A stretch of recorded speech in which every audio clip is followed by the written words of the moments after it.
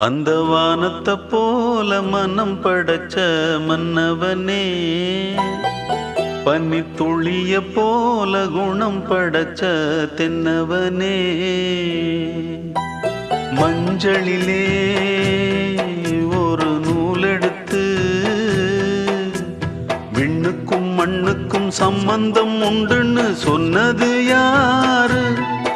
அது மன்னவன் பேரு.